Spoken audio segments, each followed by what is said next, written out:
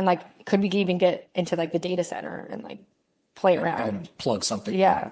Yeah. So that's ethical hacking. Is it Yeah. called? Okay. So that's It's that one's more social engineering, not ethical hacking. okay. Because hacking still involves like hacking. Ethical hacking is like you are hired by a company to try to hack into their system, like legally, and see where their vulnerabilities are. There's also a thing called bug bounty where like companies will literally say, hey, if you can get in to like certain systems, we'll give you this amount of money to get into this system, and then you have to tell us how you get in. Yeah. So that's like a form of ethical hacking too, where you're like, it's like a bounty program, but for like computer bugs or viruses, not viruses, but computer bugs on their system. Yeah. And I think the government uses that when they catch someone. Yeah. So you could do 20 years or you could try to be an ethical hacker for us. Yeah. Of course.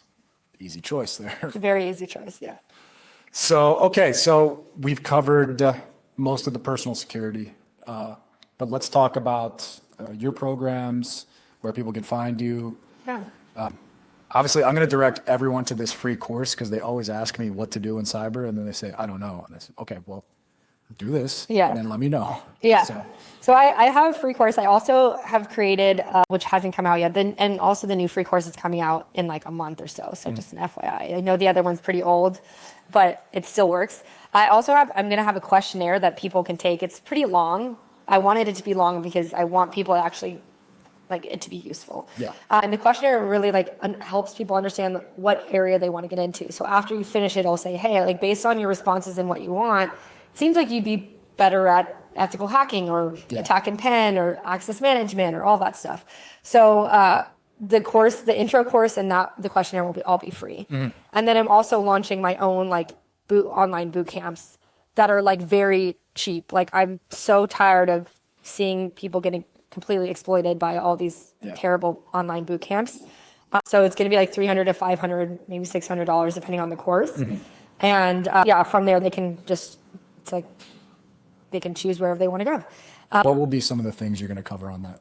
Oh, everything. So those ones specifically specialize. Like the reason why I wanted to create these courses is because the courses right now don't give you the skills you need to actually get a job, like the skills that are needed on your resume. Right. So these courses are helping you build a portfolio for that specific area of cyber.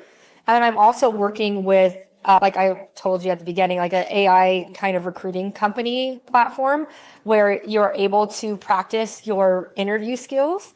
And it also pairs you and can help you get jobs on this AI portal. So it all works together. So it's going to give you the skills that you need. It's going to give you the soft skills that you need. You can keep practicing your interviews, and it also gives you like jobs, so you can like start funneling into jobs.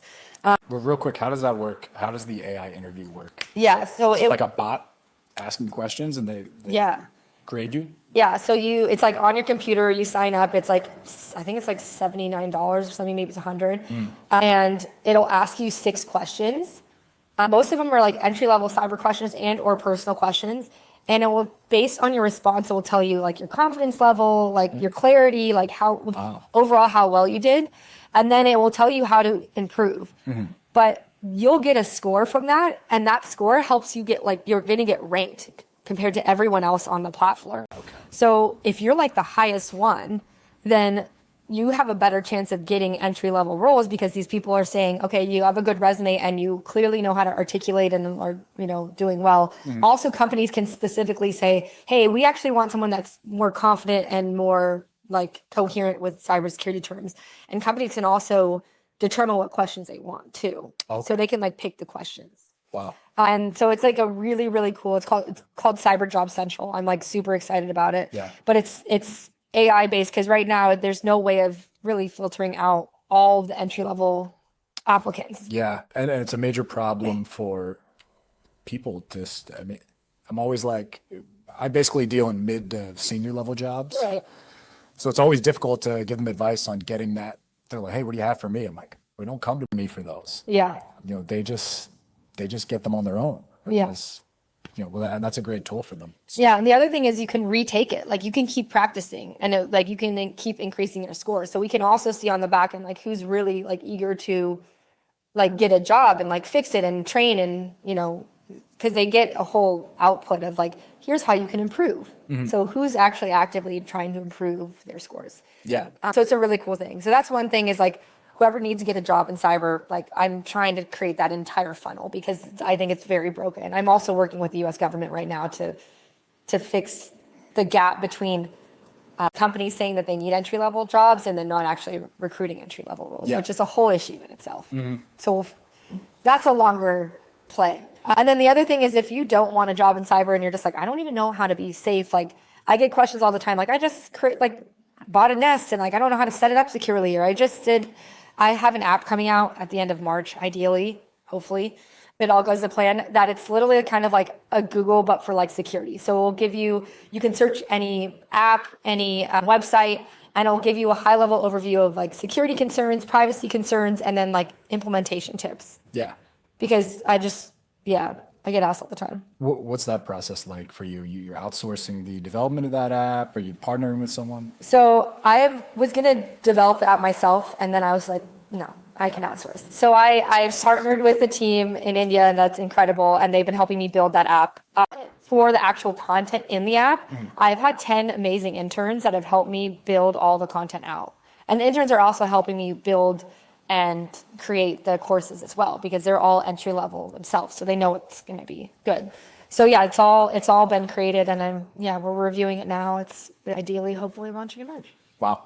Okay. So Yeah. we have the free courses. Yeah. We have the AI interview app. We have the educational app on security. What else did I miss?